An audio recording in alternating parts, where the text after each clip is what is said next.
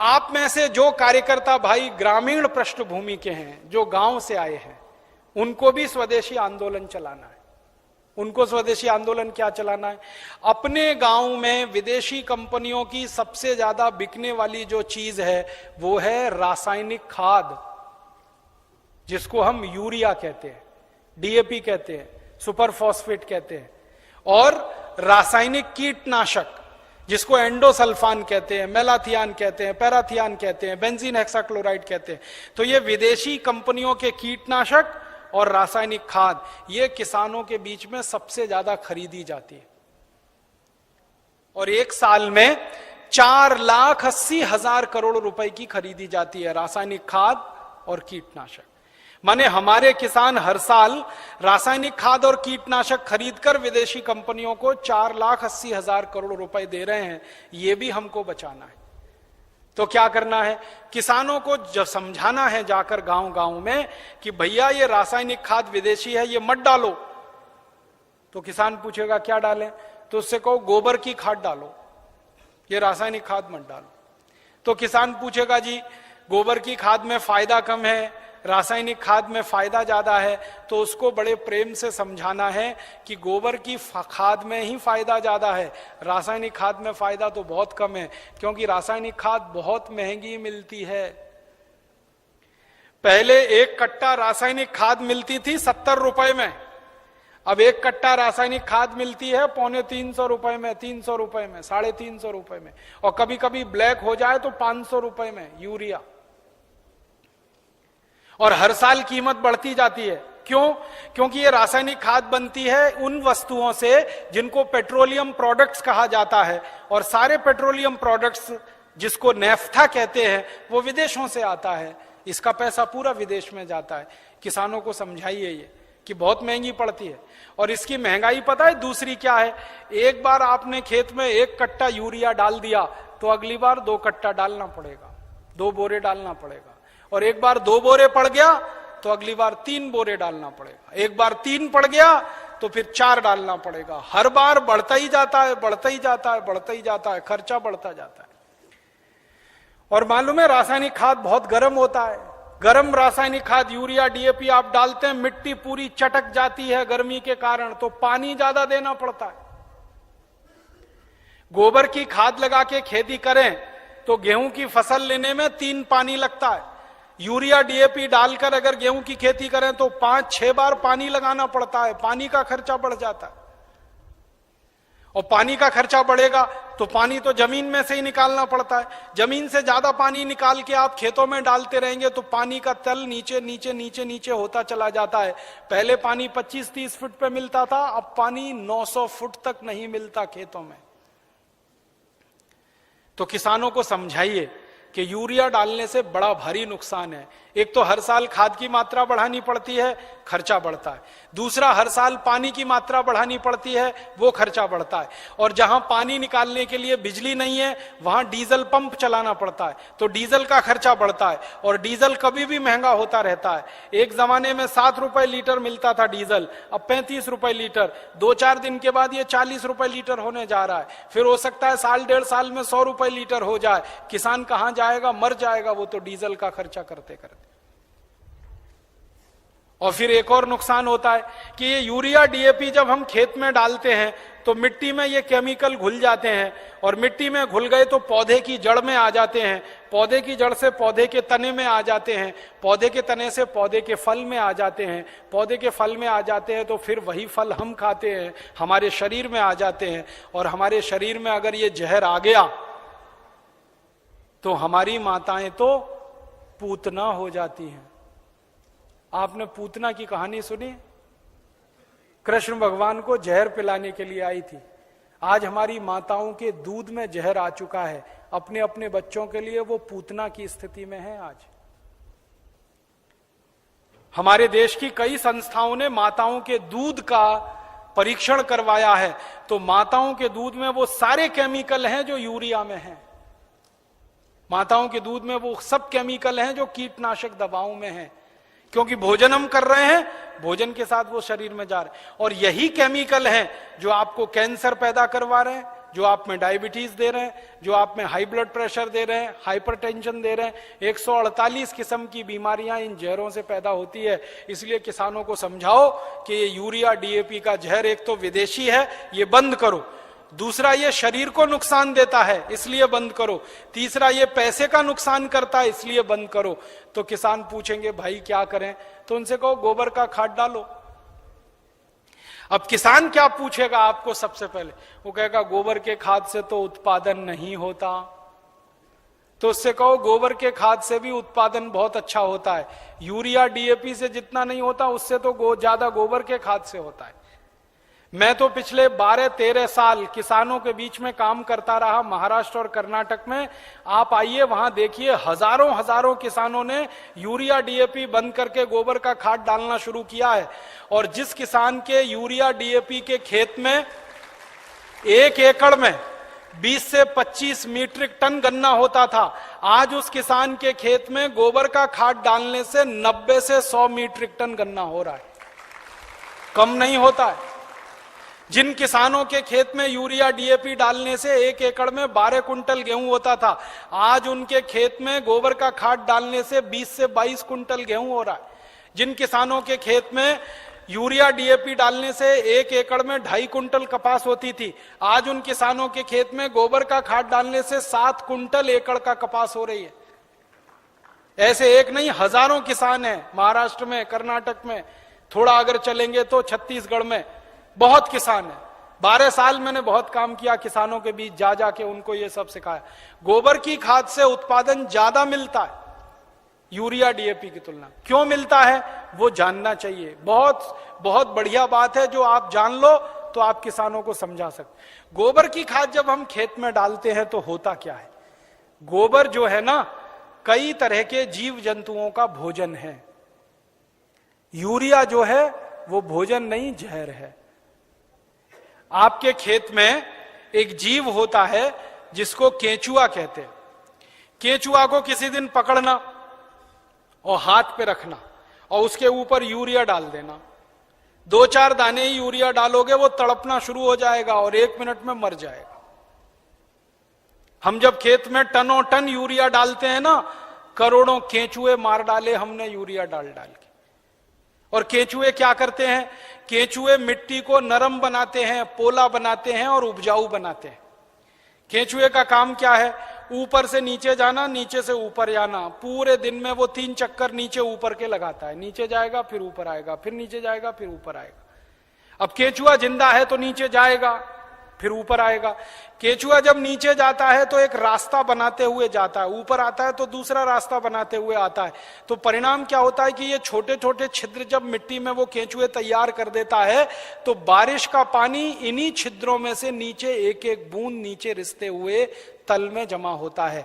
माने water recharging का दुनिया में सबसे जबरदस्त काम कोई करता है तो केंचुआ करता है, और यूरिया के कारण ये मर जाता है। इसलिए यूरिया डालना माने किसान के लिए आत्महत्या करने के बराबर है। जिस किसान के खेत में यूरिया डलेगा, केंचुआ मर जाएगा। केंचुआ मरा तो मिट्टी में ऊपर नीचे कोई जाएगा नहीं, तो मिट्टी कठोर होती जाएगी, कड़क होती जाएगी। मिट्टी और रोटी के बारे में एक सत्य है कि इसको फेरते रहो, नहीं तो खत्म हो जाती है। रोटी को फेरना बंद करो, जल जाती है। मिट्टी को फेरना बंद करो, पत्थर जैसी हो जाती है। मिट्टी को फेरने का मतलब समझते हैं? ऊपर की मिट्टी नीचे, नीचे की मिट्टी ऊपर, ऊपर की नीचे, नीचे की ऊपर। ये केंचुआ ही करता है और कोई नहीं कर सकता। केंचुआ तो किसान का सबसे बड़ा दोस्त है। मैंने इसका हिसाब निकाला था। एक केंचुआ साल भर अगर जिंदा रहे तो 36 मीट्रिक टन मिट्टी को उठक पटक कर देता है, ऊपर से नीचे, नीचे से ऊपर, एक केंचुआ साल भर में। और उतनी ही मिट्टी को ट्रैक्टर से उलट पलट करना पड़े तो कम से कम 100 लीटर डीजल खर्च होता है, और 100 लीटर डीजल 3600 रुपए का आता है। माने एक केंचुआ हर आदमी का 3600 रुपए बचा रहा है। ऐसे करोड़ों केंचुए हैं, पता सोचो कितने हजार करोड़ रुपए बच रहे हैं इस देश में। इसलिए गोबर का खाद डालने से फायदा क्या होता है? रासायनिक खाद डालो, केंचुआ मर जाता है। गोबर का खाद डालो, केंचुआ जिंदा हो जाता है। क्योंकि गोबर केंचुए का भोजन है। केंचुए को भोजन मिले तो वो अपनी जनसंख्या बढ़ाता है, और इतनी तेज बढ़ाता है कि कोई नहीं बढ़ा सकता। भारत सरकार कहती है हम दो हमारे दो, केंचुआ नहीं मानता उस बात को। एक एक केचुआ 50-50 हजार बच्चे पैदा करके मरता है। 50-50 हजार। एक जाति का केचुआ तो मैंने देखा 1 लाख पैदा करता है बच्चे, तब मरता है। तो वो एक जिंदा है, उसने 1 लाख पैदा कर दिए, अब वो 1-1 लाख पैदा करेंगे, करोड़ों केंचुए हो जाएंगे अगर गोबर डालना शुरू किया। और केंचुए ज्यादा होंगे तो मिट्टी फिर उलट पलट होने लगेगी, मिट्टी में छिद्र बनने लगेंगे, तो बारिश का जितना भी पानी गिरेगा सब मिट्टी में आ जाएगा। और पानी मिट्टी में गया तो नदियों में बेकार नहीं बहेगा, तो बाढ़ नहीं आएगी, तो समुद्र में फालतू पानी नहीं जाएगा। इस देश का करोड़ों करोड़ों रुपए का फायदा हो जाएगा। इसलिए आप किसानों को समझाओ, गोबर की खाद डालो। फिर कुछ किसान कहेंगे जी उत्पादन होगा क्या? उनसे कहना गारंटी मेरी, गारंटी भारत स्वाभिमान ट्रस्ट की। थोड़े दिन में भारत स्वाभिमान ट्रस्ट की तरफ से हम किसानों को कहेंगे कि आप बिंदास गोबर की खाद डालो, गारंटी हमारी, 1 ग्राम भी उत्पादन कम नहीं होगा। कैसे कम नहीं होगा? डालने का तरीका है। डालने का तरीका क्या है? अभी किसान गोबर कैसे डालते हैं? गोबर डालते हैं, वो घूरा है, घूरा गांव में कचरा डालने का, वहां गोबर इकट्ठा करते हैं। 6 महीने, 8 महीने, साल भर वो सूखता रहता है और सूख सूख के उसकी सारी ताकत निकल जाती है। फिर वो सूखा हुआ गोबर हम डालते हैं, इससे उत्पादन ज्यादा नहीं आता। गोबर को हमेशा गीला डालना चाहिए, ताजा डालना चाहिए। गोबर को अगर पानी में घोल के डालो ना तो वही 3 गुना ज्यादा फायदा करता है। तो किसानों को यह समझाओ कि गोबर को सुखा के खेत में ना डालें, उसको पानी में घोल के डालें। तो कैसे घोलेंगे पानी में, उसका फॉर्मूला लिख लो आप। और जो जो गांव में जाने वाले कार्यकर्ता है, ये सब किसानों को आप बोलो कितना गोबर डालना है, कितना पानी उसमें मिलाना है, कितने बीघे के लिए काम में लाना है उसको। अब आपको मैं एक मोटी सी बात बता देता हूं। 1 एकड़ माने 2.5 बीघा, 5 बीघा नहीं, 2.5 बीघा। तो एकड़ 2.5 बीघे का हिसाब जोड़कर बताता हूं। एक किसान को एक बार में 1 एकड़ फसल के लिए कितना गोबर डालना पड़ेगा? गीला करके डालेंगे तो 10 किलो गोबर, बस 10 किलो गोबर, 10 किलो गोबर। फिर से सुन लो, 10 किलो, ज्यादा नहीं बोल रहा हूं, 100 किलो नहीं, 10 किलो गोबर 1 एकड़ के लिए। डालना कैसे? लिख लो 10 किलो गोबर। फिर इसमें चाहिए 10 लीटर मूत्र, जिस जानवर का गोबर उसी का मूत्र। गाय का गोबर तो गाय का मूत्र, भैंस का गोबर तो भैंस का मूत्र, बैल का गोबर तो बैल का मूत्र। अब आप बोलोगे गोबर तो इकट्ठा कर लेंगे, मूत्र कैसे इकट्ठा करें? जानवर जो मूत्र देते हैं ना, जहां पे आप जानवरों को रखते हो वहां पे पत्थर वत्थर लगा के एक छोटी सी नाली बना लो और उसमें ढाल लगा दो। जितना भी वो पेशाब करेंगे वो नाली में आ जाएगा। नाली के आगे एक खड्डा खोद दो, वो सारा उसमें जमा हो जाएगा, फिर वो ले लो। और मैं आपको एक अच्छी बात बताता हूं, जानवरों के मूत्र की कोई एक्सपायरी डेट नहीं है। 1 साल, 2 साल, 3 साल, 5 साल, 10 साल, 20 साल, 50 साल खराब ही नहीं होता। तो चिंता करने की बात ही नहीं है। तो इकट्ठा होता रहेगा, खड्डे में डालते रहो। तो 10 किलो गोबर, 10 लीटर मूत्र, ठीक है। फिर इसमें मिलाना है लगभग 1 किलो गुड़, आधे से 1 किलो गुड़। गुड़ तो आप सब जानते हो। एक तो गुड़ होता है जिसको आप खा लेते हो, एक तो गुड़ ऐसा होता है जिसको जानवर खा लेते हैं, और एक गुड़ ऐसा होता है जिसको कोई नहीं खा सकता, गीला गीला, पुराना पुराना, काला काला। वो गुड़ खेत के बहुत काम का है। जो सबसे घटिया गुड़ है, जिसको ना जानवर खा सकते हैं ना आपका, वो खेत के लिए बहुत काम का है। तो वो गुड़ ले लो, आधे से 1 किलो। गोबर हो गया, मूत्र हो गया, गुड़ हो गया। अब इसमें लगभग 1 किलो डालना है दाल का आटा। दाल है ना, दाल, अरहर की दाल, मूंग की दाल, उड़द की दाल, चने की दाल, सोयाबीन की दाल, खेसारी की दाल, कोई भी दाल, 1 किलो उसका आटा। 4 चीजें हो गई, गोबर, गोमूत्र, गुड़, दाल का आटा। और इसमें डालनी है 1 मुट्ठी मिट्टी। 1 मुट्ठी में आधा किलो या 1.25 किलो तक मिट्टी आती है। मिट्टी कहां से लानी है? आपके खेत के आसपास अगर पीपल का कोई पेड़ है, बरगद का कोई पेड़ है, तो उसके नीचे से खोद लो मिट्टी। पीपल के पेड़ के नीचे की या बरगद के पेड़ के नीचे की? पीपल और बरगद के पेड़ के नीचे की ही मिट्टी क्यों खोदना? आपको मालूम है पीपल और बरगद के पेड़ हर समय ऑक्सीजन देने वाले पेड़ हैं, और ज्यादा ऑक्सीजन देने वाले पेड़ के नीचे जीवाणुओं की संख्या बहुत होती है। तो पीपल और बरगद के पेड़ के मिट्टी में जीवाणु सबसे ज्यादा होते हैं, यही जीवाणु खेत को चाहिए। तो मिट्टी ले ली, 5 चीजें हो गई, गोबर 10 किलो, मूत्र 10 लीटर, गुड़ लगभग 1 किलो, दाल का आटा 1 किलो और मिट्टी लगभग 1 किलो। ये 5 चीजों मिला दो, घोल दो। हाथ से घोल लेना, खराब नहीं होंगे हाथ, नहीं तो डंडे से घोल देना। एक ड्रम में घोल लेना, प्लास्टिक के ड्रम में घोल लेना, नहीं तो लोहे के ड्रम में घोल लेना। प्लास्टिक का होगा तो अच्छा, लोहे वाला क्षरण ज्यादा होता है। अब इसको घोल के 15 दिन रख देना, 15 दिन रख देना।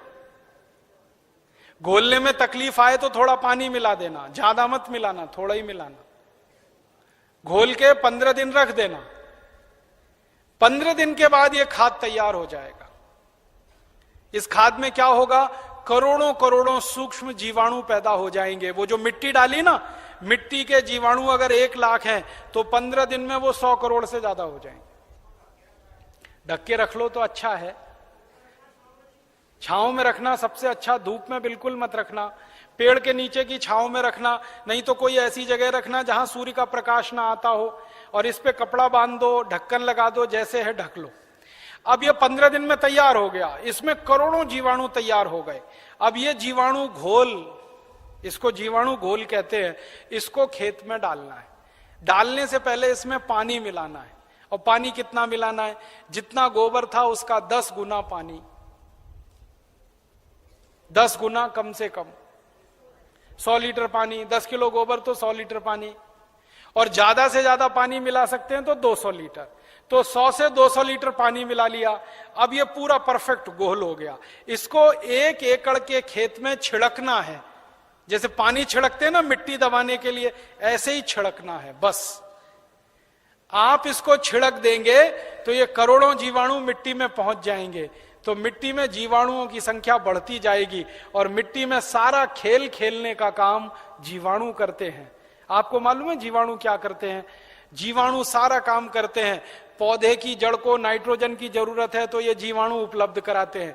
पौधे की जड़ को कैल्शियम चाहिए तो ये जीवाणु उपलब्ध कराते हैं। पौधे की जड़ को आयरन चाहिए तो ये जीवाणु, माने पौधे को बड़ा होने के लिए जितने भी सूक्ष्म पोषक तत्व चाहिए और फिर वो हमारे शरीर में वास्तव में चाहिए, वो सब इन जीवाणुओं की करामात से ही मिलता है। तो पौधे की जड़ को भरपूर सूक्ष्म पोषक तत्व मिलने लगेंगे, पौधे की बढ़त बहुत तेज होगी, और जिस पौधे की बढ़त अच्छी होगी उसका फल अच्छा होगा, जिसका फल अच्छा होगा उसका उत्पादन अच्छा होगा। अब इसमें समय लिख लो, कितनी बार डालना, कब डालना।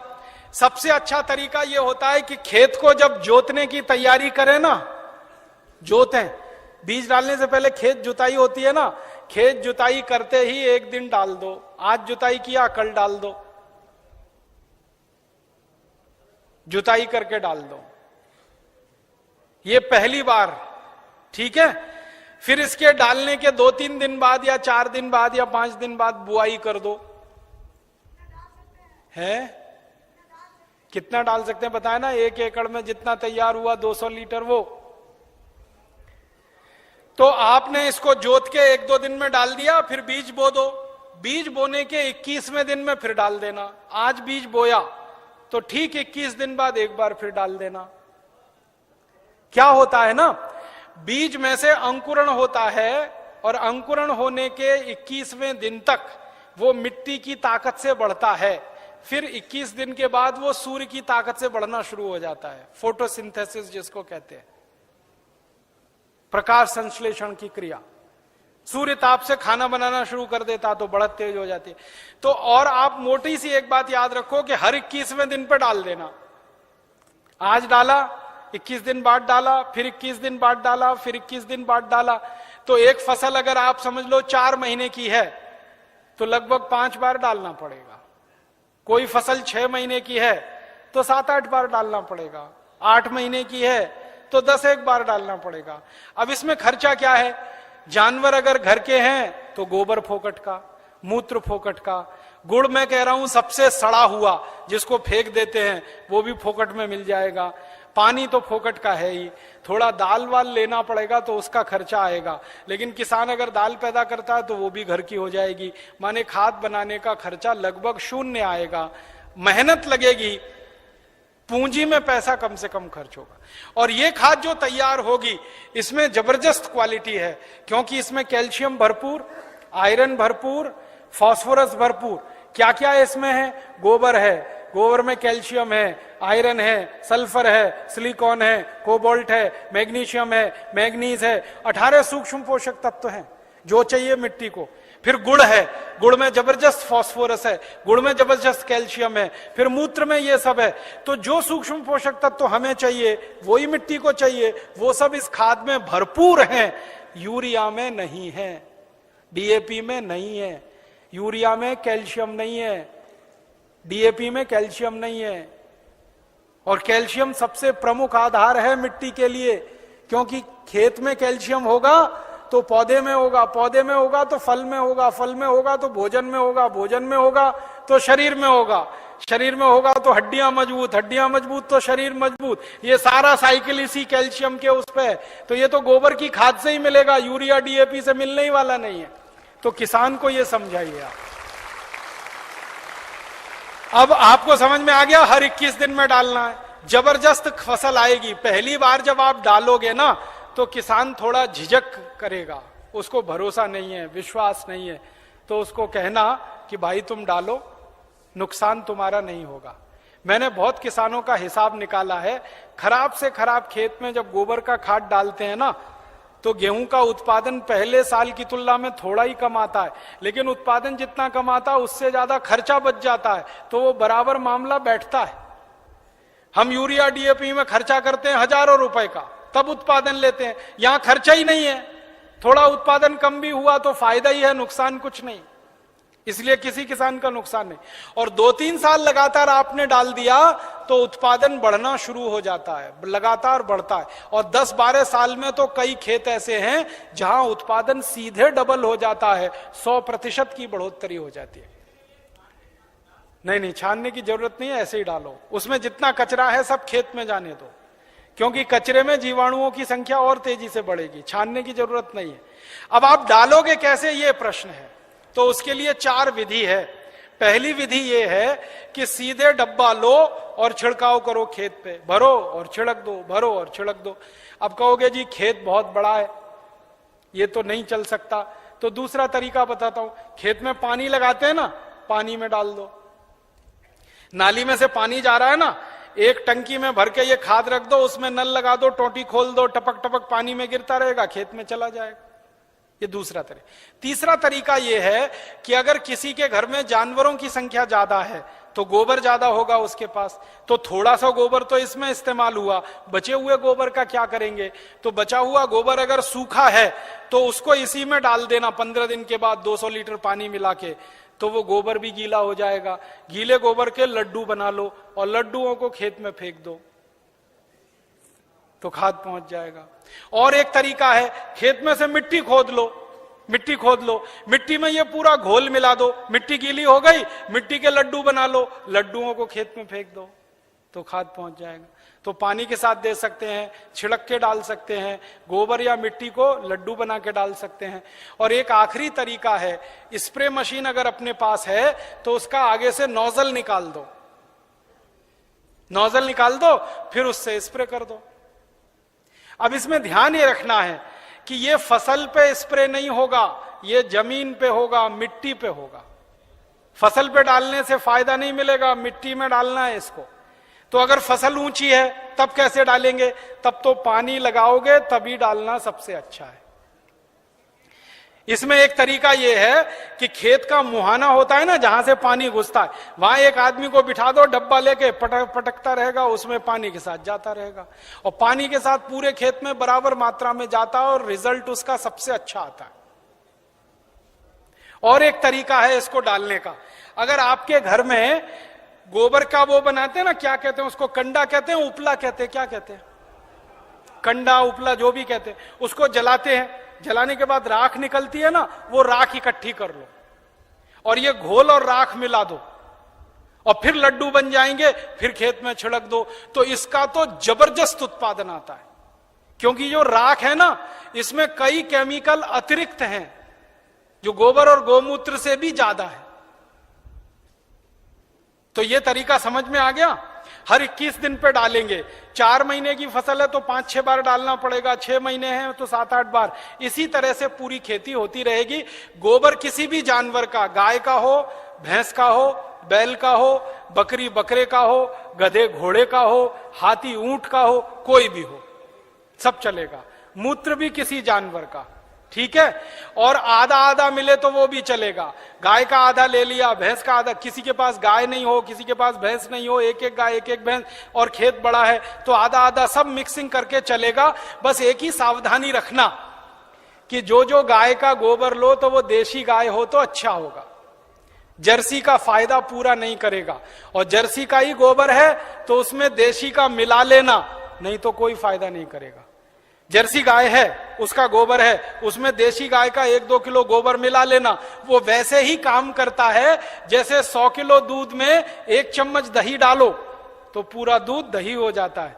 वैसे ही 100 किलो जर्सी गाय के गोबर में 1 किलो देशी का डाल दो तो देशी गाय के जीवाणु अपनी संख्या अपने आप बढ़ा लेते हैं। और धीरे धीरे मेरी बात मानो तो जर्सी गाय बेचते जाना, देशी लेते जाना, क्योंकि ये जर्सी गाय के दूध में दम नहीं है। आपको मालूम नहीं है, दुनिया में भारत को छोड़कर जर्सी गाय का दूध कोई देश नहीं पीता। डेनमार्क में सबसे ज्यादा जर्सी गाय है। डेनमार्क वाले दूध ही नहीं पीते। क्यों नहीं पीते? कैंसर होने की संभावना है जर्सी गाय के दूध से। घुटनों का दर्द तो तुरंत हो जाता है, बड़ी बड़ी बीमारियां होती हैं। और जर्सी गाय को एक खतरनाक बीमारी होती है, मैड काउ डिसीज। उस बीमारी के चक्कर में दूध भी उसका प्रदूषित होता है, इसलिए जर्सी का दूध दुनिया में कोई नहीं पीता। डेनमार्क की सरकार तो दूध ज्यादा होने पर समुद्र में फेंकवा देती है।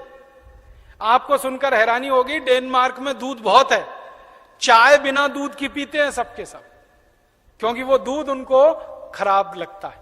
तो जर्सी गाय बेच के देशी लेते जाना। भैंस हो तो उसका तो चल जाएगा, बैल का चल जाए। अब एक आखिरी चीज और बता दूं, उसको आप लिख लो। ये तो हुआ खाद। अब किसान कहेगा कीड़ा लग गया तो, कीड़ा लग सकता है ना, तो उसका भी एक फॉर्मूला लिख लो। कीड़ा अगर लगता है, कीट लगता है, तो उसकी दवा भी हम खुद बना के छिड़क सकते हैं, पैसा खर्च करने की जरूरत नहीं। कीड़ा मारने की दवा कैसे बनेगी? 20 लीटर जानवरों का पेशाब ले लो, गाय का, बैल का, भैंस का, 20 लीटर, ठीक है। ये 1 एकड़ के लिए बता रहा हूं। फिर इसमें 2.5-3 किलो नीम के पत्ते की चटनी डाल देना। नीम के पत्ते की चटनी, नीम का पत्ता है, पीस के चटनी बना के डाल देना, 2.5-3 किलो। और आकड़ा देखा है? आकड़ा, आकड़ा के पेड़ के पत्ते की भी चटनी डाल देना, 2.5-3 किलो। आकड़ा, आक कहते हैं, आक, कुछ लोग अकौआ कहते हैं उसको। आक, आकड़ा, अकौआ, हाँ वही जो हनुमान जी पे चढ़ाते हैं, जिसमें सफेद सफेद दूध निकलता है। और एक तीसरा पत्ता है, सुनो सुनो भाई, एक तीसरा पत्ता है बेशरम। बेशरम जो है ना, अक्सर गांव में घुसते हैं ना, तो दोनों तरफ किनारे किनारे लगा रहता है, पान के जैसा पत्ता, बैगनी रंग का फूल आता है, उसमें ना खुशबू होती है ना कुछ होता है, बिना पानी के बिना बीज के होता है, इसलिए बेशरम कहते हैं। तो 2-2.5 किलो ले लो। और एक पत्ता है आपके गांव में अगर मिले तो, सीताफल का पत्ता, शरीफा जिसको कहते हैं, सीताफल शरीफा, उसका पत्ता 2-2.5 किलो ले लो। और अगर गांव में मिल जाए ना तो वो घास आती है ना, कांग्रेस घास, उसको चटनी बना के डाल दो, 2-2.5 किलो। और इसमें थोड़ा सा खूब तीखी लाल मिर्च हो, हरी मिर्च हो, तो वो पीस के डाल दो, 250-300 ग्राम। लहसुन पीस के डाल दो, आधा किलो के करीब। गाजर घास, वही वही। और मैं आपको एक मोटी सी बात बताता हूं, वो याद रखो, जिन जिन पत्तों को गाय नहीं खाती, फिर से सुनो, जिन जिन पत्तों को गाय नहीं खाती और आपके गांव में उपलब्ध है, वो सब पत्ते पीस के डाल दो इसमें। गाय को खिला के देख लो, खा रही है तो नहीं डालना, नहीं खा रही है तो पीस के डाल देना है। मोटी बात याद रखो। तो 3-4 तरह के पत्ते डाल दिए, थोड़ा लहसुन डाल दिया, थोड़ा मिर्ची डाल दी, 20 लीटर मूत्र में डाल के इसको उबालना है, गर्म करना, उबाल के ठंडा कर लो, ठंडा करके 200 लीटर पानी मिला दो। अब ये दवा तैयार हो गई, कीटनाशक। इसको स्प्रे कर दो किसी भी फसल पे, तो 48 घंटे माने 2 से 3 दिन में सारे कीट खत्म कर देता है। 1 पैसे का खर्चा नहीं होता, बाजार से कुछ नहीं लाना पड़ता। ये हर फसल में काम आता है, गेहूं में, चावल में, चने में, दाल में, मटर में, गन्ने में, हर तरह की फसल में ये उपयोग हो सकता है। तो कीटनाशक दवा बनाने का आपको मालूम, खाद बनाने का आपको मालूम। अब यूरिया, डीएपी और एंडोसल्फान गांव गांव से हमें बंद कराना है। 4,80,000 करोड़ रुपए किसानों का बचाना है, 2,32,000 करोड़ रुपए शहर वालों का बचाना है। ये दोनों मिला दें तो करीब 7-8 लाख करोड़ रुपए देश का हम बचा सकते हैं स्वदेशी आंदोलन की ताकत से। और बाहर से जो इंपोर्ट हो रहा है करीब 7 लाख करोड़ का, अगर पक्के स्वदेशी वाले लोग हो जाएं तो इंपोर्टेड चीजें भी बंद हो सकती हैं। 14 लाख करोड़ का फायदा, माने इतना बड़ा फायदा हम पूरे देश को दे सकते हैं अपने स्वदेशी आंदोलन और अभियान से। इसलिए स्वदेशी आंदोलन और अभियान को गांव गांव जाके चलाना है। और आपको इसके लिए उस जमाने में लोकमान्य तिलक ने जैसा परिश्रम किया, महात्मा गांधी ने जैसा परिश्रम किया, विपिन चंद्र पाल ने जैसा परिश्रम किया और क्रांतिवीरों ने जैसे परिश्रम किया, वैसा ही परिश्रम आपको करना है। ताकि क्या होगा, जैसे आज हम लोकमान्य तिलक का नाम याद रखते हैं अपने देश के लिए, अपनी सभ्यता के लिए, अपनी आजादी के लिए, वैसे ही आपका नाम आने वाली पीढ़ियां याद रखेंगी इस देश के दूसरे स्वदेशी आंदोलन के लिए। ऐसा कहकर मैं आपका आभार व्यक्त करता हूं, बहुत बहुत आपको धन्यवाद देता हूं।